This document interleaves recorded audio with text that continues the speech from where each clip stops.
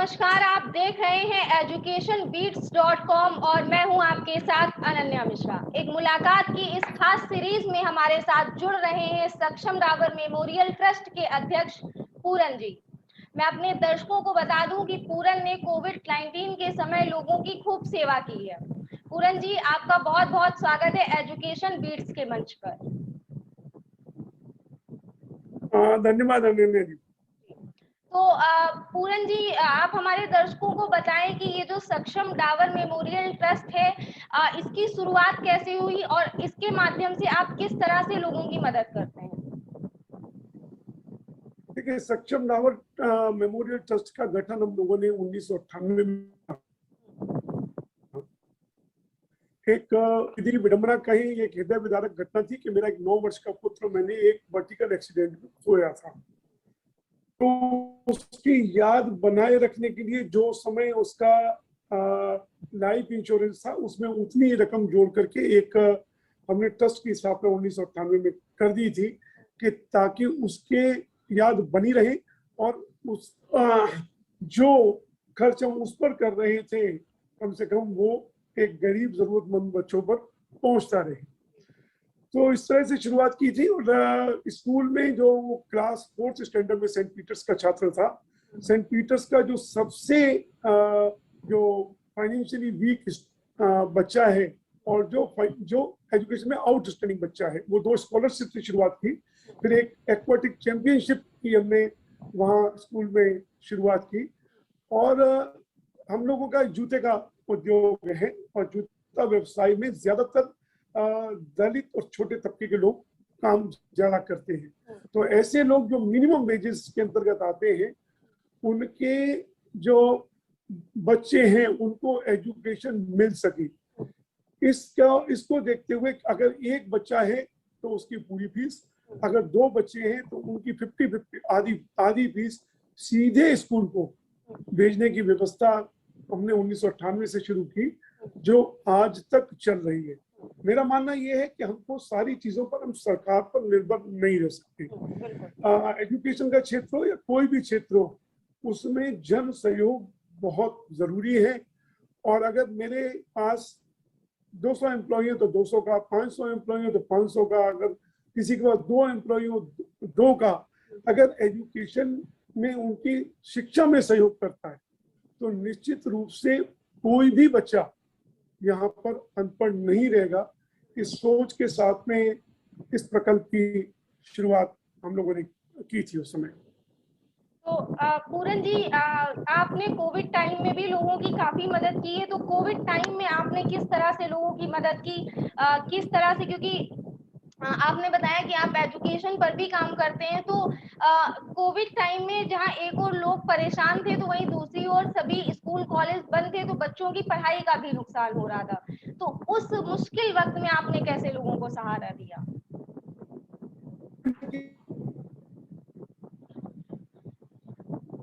इसी सक्षम डाबर अन्नपूर्णा सेवा कि हमारा मानना यह है कि भोजन का अधिकार तो सभी का है। ईश्वर ने अगर कहीं किसी को जरूरत से अधिक दिया है, अपनी जरूरत से अधिक, और ऐसे लोग जो समाज में कहीं ना कहीं किसी ना किसी कारण पीछे रह गए हैं और भूख से विवश है। एक दिन मैं कुछ आंकड़े पढ़ रहा था तो जो hunger index, global hunger index, उसमें भारत की स्थिति 119 नंबर पर थी। जितने विश्व में भुखमरी के शिकार हैं उसके 25% अकेले भारत में रहते हैं। ऐसे घटनाएं, ऐसे आंकड़े झकझोर कर रख देते हैं कि हमारी तरक्की, हमारा देश की उन्नति, हमारी जीडीपी तब तक मायने नहीं रखती कि जब तक कुछ वर्ग ऐसा है जिसके पास अपना भोजन की व्यवस्था भी नहीं है। तो हमने एक 17 अक्टूबर 1917 से एक अंत्योदय अन्नपूर्णा किचन की शुरुआत की, जो किचन फुल्ली इक्विप्ड किचन है, जिसमें आरओ वाटर से लेकर के गैस पाइपलाइन से लेकर के कम से कम हस्त प्रयोग और ऐसी रोटी की मशीन जो 1 घंटे में 6000 रोटी बनाती है, ऐसी एक सुसज्जित सेल्फ सस्टेनेबल मॉडल बनाया गया। और वो आज आगरा के 12 स्थानों पर एक वेंस के माध्यम से 10 रुपए में भोजन की व्यवस्था करता है। तो इस किचन को चूंकि हमारे पास उपलब्ध था, और जो पहली लहर थी उस लहर में समस्या सबसे बड़ी जो थी कि जो लेबर का माइग्रेशन पंजाब से लेकर के बिहार तक, ये जो पैदल मार्च जो शुरू हुआ वो वाकई ही बहुत झकझोर कर रखने वाला था।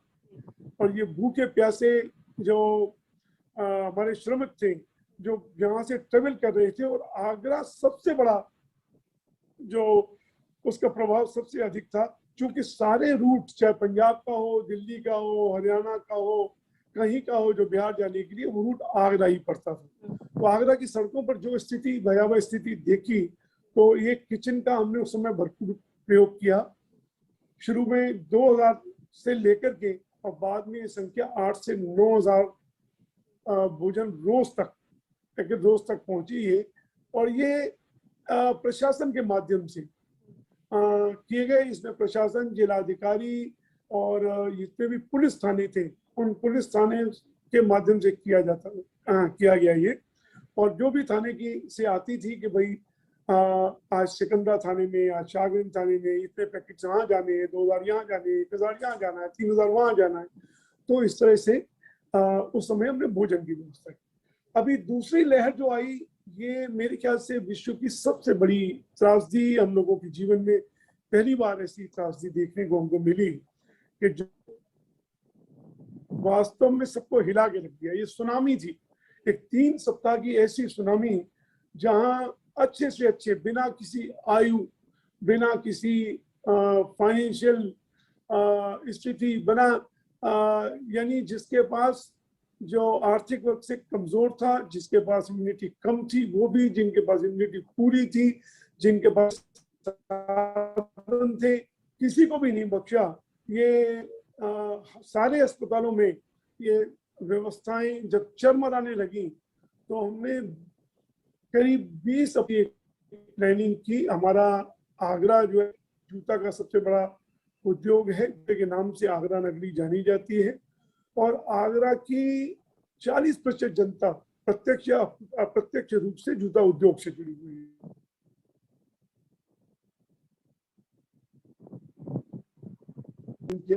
और 5 मई तक हम पूरी तरह से एक सुसज्जित अस्पताल, आगरा ट्रेड सेंटर हमारे पास एक एसाइड स्कीम के अंतर्गत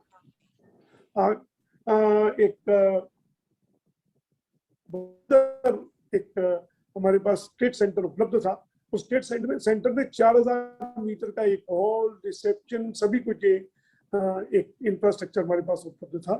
तो हमने दिया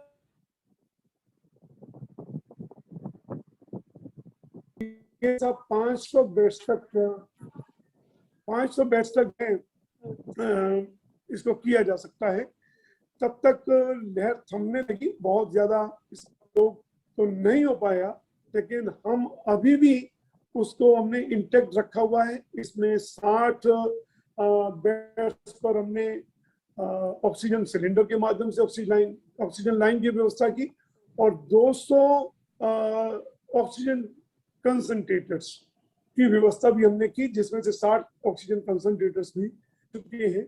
इसमें इमरजेंसी के पीरियड के लिए हालांकि हमने इसमें L1 की सुविधा रखी थी, और L2 में भी अगर कोई पेशेंट्स के पास जब तक हॉस्पिटल नहीं मिलता है उसके लिए बाईपैप, सीपैप और पैरामोनिटर्स और 5 वेंटिलेटर्स की व्यवस्था आज भी हमारे हैं।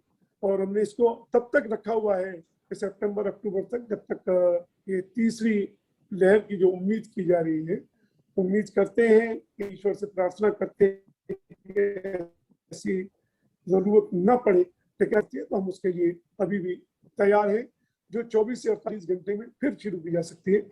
आजकल भी यहाँ पर वैक्सीनेशन, लगातार वैक्सीनेशन कैंप चल रहे हैं, और जितने गांव के आसपास के लोग हैं और जितने हमारे इंडस्ट्री में श्रमिक है, कर्मचारी है, उनके सबकी वैक्सीनेशन भी यहाँ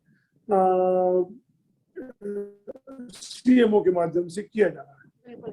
तो पूरन जी, जैसा कि आपने बताया कि आप लोगों के लिए इस तरीके की व्यवस्थाएं आपने करवा रखी हैं, हालांकि जब तक कोविड का खतरा पूरी तरह से नहीं टल जाता है, लेकिन कोरोना महामारी अपने साथ बेरोजगारी को भी और बढ़ाकर चढ़ाकर लेकर आई है। तो ऐसे में वो उन लोगों का जो है बेरोजगार हो चुके हैं जिनके पास कोई नौकरी नहीं, ऐसे तमाम लोगों की नौकरियां छिन चुकी हैं और ऐसे तमाम बेरोजगार लोग बैठे हैं जो रोजगार की तलाश में। तो इसकी भरपाई कैसे की जा सकती है? देखिए, आपको आश्चर्य होगा, मैं उसके कुछ आपको वीडियो भी शेयर करूंगा, क्लिप्स भी। हमने साथ ही साथ खाने के भोजन के साथ में उनको अपने पैरों पर कैसे खड़े हो सके, अपनी भोजन की कैसी व्यवस्था, तो लिए भी हमने एक प्रकल्प चालू किया है। कोई भी काम छोटा नहीं है, और ये जितने भी वेंडर्स हैं वो आपको डिग्निफाइड वे में कैसे कर सके, पढ़े लिखे लोग उसको कैसे अपनाएं। छोटी कितने भी पढ़ लिख करके हम देखते हैं जिसको एक अच्छा जॉब नहीं मिल पाता, तो वो उसके पास 5, 6, 7 हजार रुपए की नौकरी करने के अलावा कोई चारा नहीं रह जाता। जबकि लेबर को भी 8 से 9 हजार और 10 हजार रुपए मिल जाते हैं, लेकिन व्हाइट कॉलर्स को 5 से 6 हजार रुपए भी नहीं मिल पाता, न चूंकि लेबर का कार्य कर पाते हैं, न उसमें निपुण होते हैं। इसके लिए हम लोगों ने कई मॉडल्स बनाए हैं। टी ऑन व्हील्स का मॉडल बनाया है, एक बाइक बॉक्स बनाया है, किसी भी बाइक पर कसे, और मल्टी फूड, आपको राजमा चावल है, दाल चावल है, छोले चावल है, छोले भटूरे हैं। इस तरह के मॉडल्स हैं जो सेल्फ सस्टेनेबल मॉडल किसी भी जगह पर साफ सुथरे ढंग से बेचे जा सकते हैं, इनकी व्यवस्था की जा सकती है। इसमें 2 व्हील्स पर, 3 व्हील्स पर, 4 व्हील्स पर, इस तरह के बहुत सारे ऐसे साधन बनाए हैं कि जिनको लगेगा, अगर आप उनको शिक्षित होकर के ऐसे कार्य करते हैं, तो चाय वाले से आप चायोस, आपके एक लखनऊ का ही एक MBA का छात्र जिसने एक चायोस के नाम से शुरू किए, आज 100 से ऊपर उनके पास चाय के वो है। चाय ठेला के नाम से लोगों ने प्रकल्प शुरू किया। कोई भी काम छोटा नहीं होता। जब कॉफी बेच करके कॉफी कैफे बना जा सकता है, जब मैकडोनल्ड एक बर्गर बेच करके 2 बंद के बीच में एक टिक्की रख करके मैकडोनल्ड बन सकता है, तो पकोड़े बेच करके हम मैकडोनल्ड क्यों नहीं बन सकते। सिर्फ ये है कि पढ़ लिख करके काम को अपनाना है। अगर हम कोई काम को अपने पढ़ लिख करके अपनाते हैं, बनाते हैं, व्यवस्थित ढंग से करते हैं, वही ब्रांड का रूप ले लेता है। आज हल्दीराम भी है, वो चाट वाले से ही शुरू हुआ। चाट ही तो बनाता था, राज कचौड़ी शुरू की, उससे आज पूरे विश्व में एक ब्रांड बन चुका है। और जितना भारत में व्यवसाय करता है, उससे कहीं ज्यादा अपने खाद्य पदार्थों का निर्यात भी करता है। तो भारत के व्यंजन मेरे ख्याल से विश्व में जितने व्यंजन है उनसे कहीं अधिक अच्छे। और बहुत सारी महिलाएं बैठे बैठे घर में इन्होंने अपने ब्रांड शुरू किए हैं। आगरा की एक संगति बंसल है, उन्होंने इसी कोविड के पीरियड में एक कड़ी पत्ता के नाम से एक डोसे का बैटन से शुरुआत की। आज डोसे के सारे मसालों से लेकर कड़ी पत्ता का एक अपने आप में एक ब्रांड बन गया है। और पूरे उसमें इवन मेट्रो सिटीज में भी ये ब्रांड बन करके जा रहा है। तो स्ट्रीट टू ग्लोबल ब्रांड कैसे बनाया जा सकता है कि आदमी को ये समझना है कि उसकी डिग्री नौकरी के लिए नहीं है। और अगर वो ये मानता है कि डिग्री उसकी ये डिग्री जो है उसके किसी छोटे काम करने के आड़े आ रही है, तो उसको डिग्री को फाड़ के फेंक देना चाहिए। कोई भी काम छोटा नहीं है। सिर्फ आपका जो एजुकेशन है वो ज्ञान के लिए है, जॉब के लिए नहीं है। जिस दिन हम ये मान करके चलेंगे education is only and only for knowledge, not for the job, तब आप 85 लोगों को जॉब देंगे। जब आप में नॉलेज होगी तो आप जॉब मांगने नहीं जाएंगे। ये इस तरह के कुछ प्रकल्प हैं कि के माध्यम से, विभिन्न माध्यमों से हम लोगों को प्रेरित करने का प्रयास कर रहे हैं कि आपकी पढ़ाई लिखाई का मतलब जॉब नहीं, नौकरी नहीं होती। भी आप जितने भी छोटे छोटे आप बड़े बड़े से बड़े डेवलप्ड सिटीज देखें, उनमें छात्र स्टूडेंट्स जो हैं वो एजुकेशन भी करते हैं, साथ में कभी भी किसी भी काम में हिचकिचाते नहीं। मैकडोनल्ड में भी सर्विस करते हैं,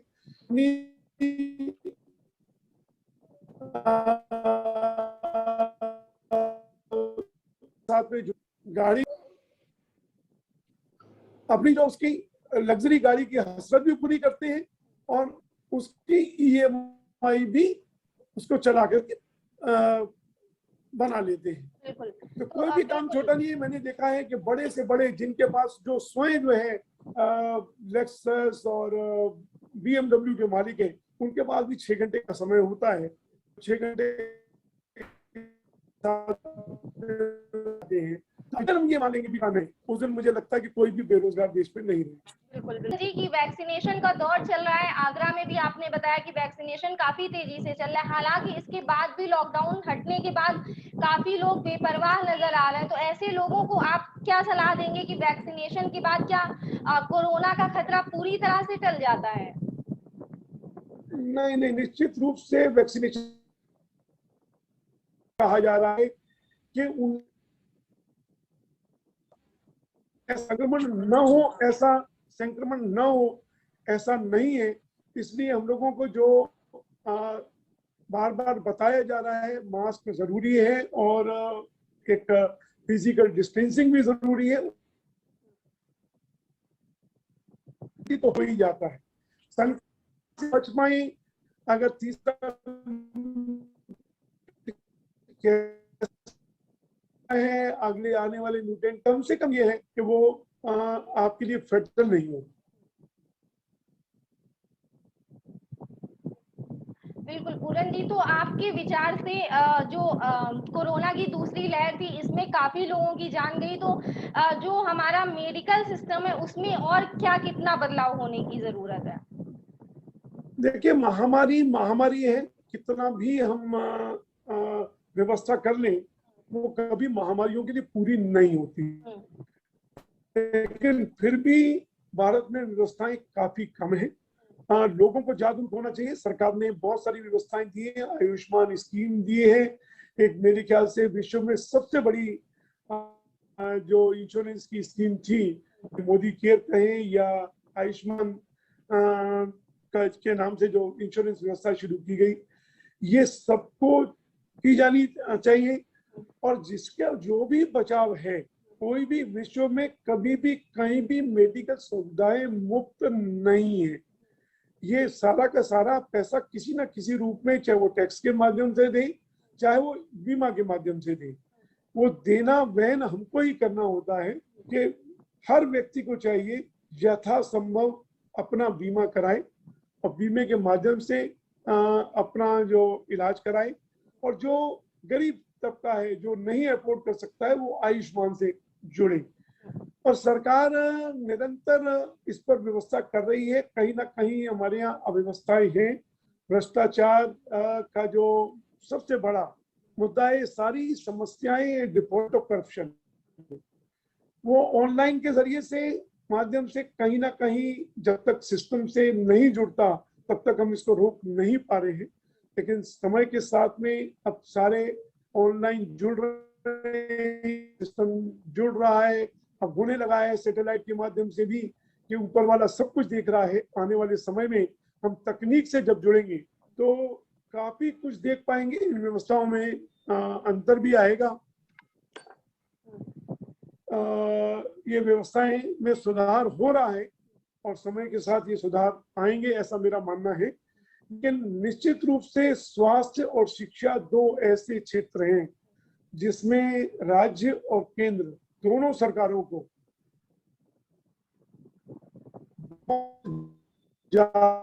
किसी भी तरह के करप्शन को बर्दाश्त नहीं करना चाहिए।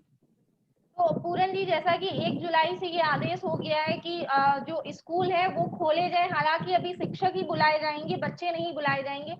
तो ऐसे में क्या बच्चों का अभी इस माहौल में स्कूल बुलाया जाना या टीचरों का भी इस माहौल में स्कूल बुलाया जाना उचित है? और अगर बच्चे बुलाए जाएं तो किस तरीके से स्कूलों में बुलाए जाएं कि उनकी जो शिक्षा है वो सुचारू रूप से चलती रहे? देखिए, मेरा मेरा मानना ये है कि जब कोरोना में एक हम लोगों को, हालांकि तक पहले भी थी, लेकिन ये प्रयोग तकनीक कोरोना के पीरियड में हुई है।